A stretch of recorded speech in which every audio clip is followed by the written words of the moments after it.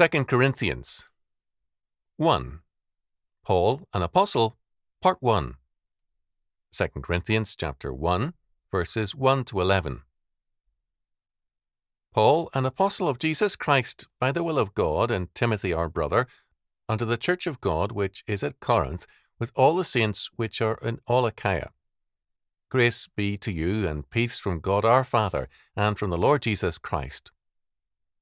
Blessed be God, even the Father of our Lord Jesus Christ, the Father of mercies, and the God of all comfort, who comforteth us in all our tribulation, that we may be able to comfort them which are in any trouble, by the comfort wherewith we ourselves are comforted of God. For as the sufferings of Christ abound in us, so our consolation also aboundeth by Christ.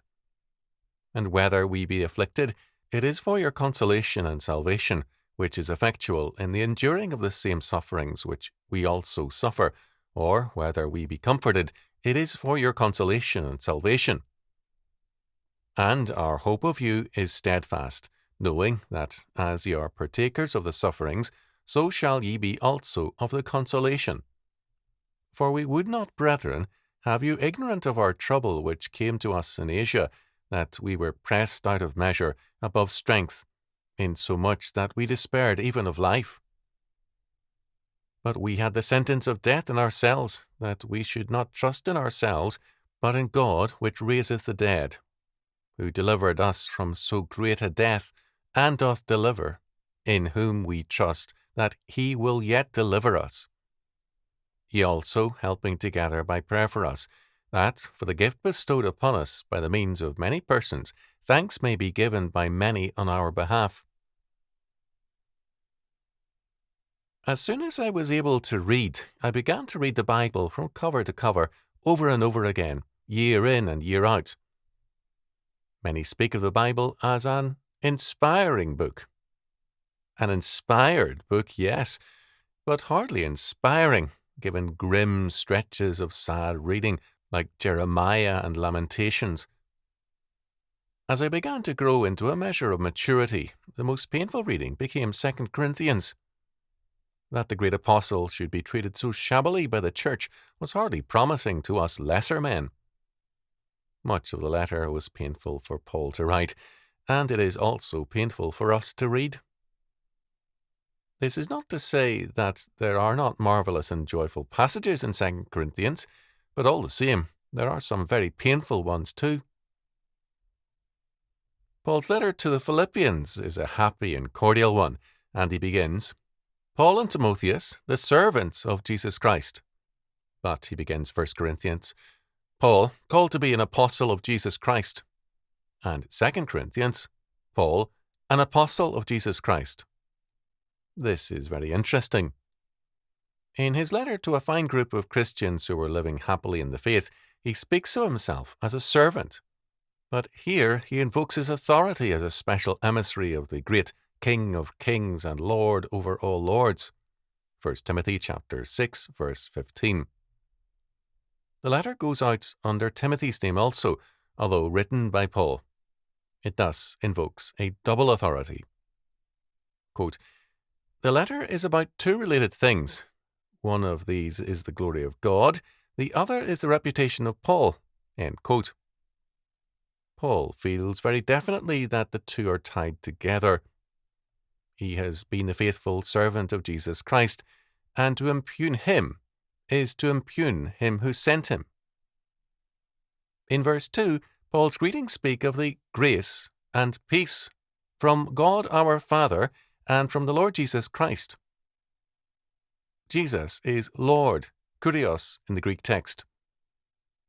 That is a very, very important term to apply to Jesus. In the Septuagint, that is, the Greek version of the Old Testament, the translation from Hebrew into Greek, the word kurios is used to translate Jehovah or Yahweh, so that Jesus is clearly presented as God incarnate. Thus, Paul's greetings not only invoke the name of God, but identify him with Jesus Christ. And Paul is the chosen emissary or apostle of this almighty God. Paul's authority is not self-chosen, but conferred by God the Father. Thus, to disagree with or to reject Paul is to reject God. Now, it is that clear-cut.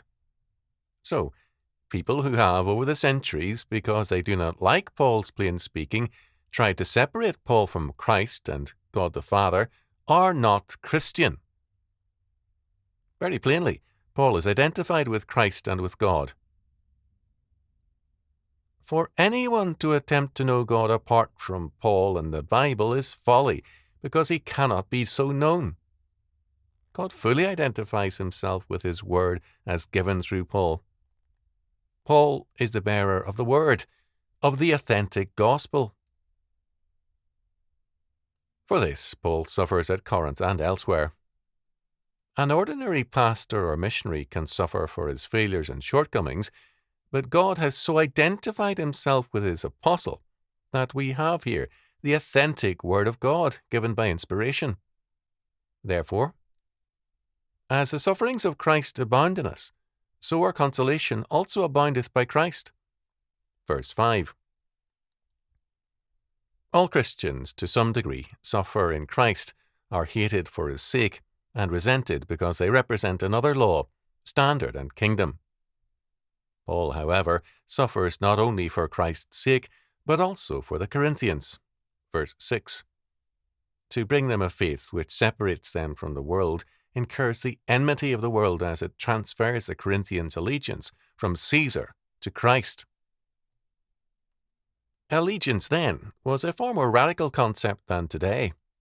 It meant being the property of the state and its ruler. In verse 7, we see the difference in meaning between being a member of Rome and a member of the kingdom of God. In Christ we are made partakers of the kingdom, both in sufferings and in comfort. Being, quote, partakers, end quote, in this sense, was alien to the pagan state. In Christ, it is a personal relationship to the great King over all kings. In verse 8, Paul goes on to speak of his affliction in Asia at the hands of both believers and unbelievers. Paul despaired of life, so oppressed was his life. In verses 9 and 10, he tells us that he had the sentence of death in ourselves. The precise meaning of sentence of death is not given. It could mean a legal death sentence, or an inward anticipation of being slain for the sake of the gospel.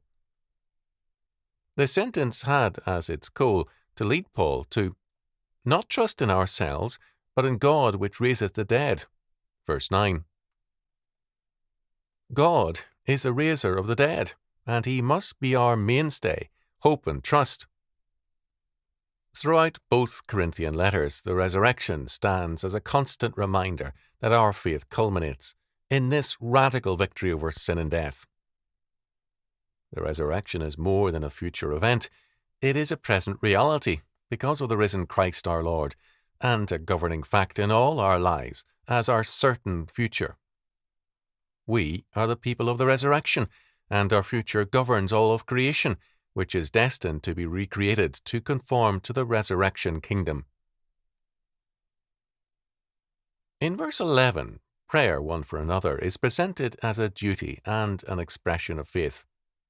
We have a requirement to pray one for another, as not only our duty, but as a mark of faith. As Philip E. Hughes observed, supplication for others is a duty, and, quote, the duty of prayer is not a modification of God's power, but a glorification of it. End quote. Thus, Paul begins his second letter. The theological level is awe-inspiring, but no doubt some cynical Corinthians derided it and called for the simple gospel, meaning a minimum of belief. Paul tells us how far-reaching the gospel is in all its implications. We cannot reduce the gospel to our level without falsification, but this is what men routinely demand of Christ's ministers. Too often, when men go beyond, quote, the simple gospel, end quote, it is in terms of Platonism, Aristotelianism, or contemporary philosophies rather than in terms of St. Paul's radical faithfulness to the resurrected Christ. Centuries ago, St. Augustine had the answer to that when he said of the Gospel and of all of Scripture, "It is simple enough for a child to wade across, and deep enough to drown an elephant." So, what Paul has to offer to the Corinthians is not a simplified, childish gospel, but the whole counsel of God, and he presents it to them without compromise. He knows the contempt they will pour out on him, but he also knows that his duty is to present the gospel without compromise.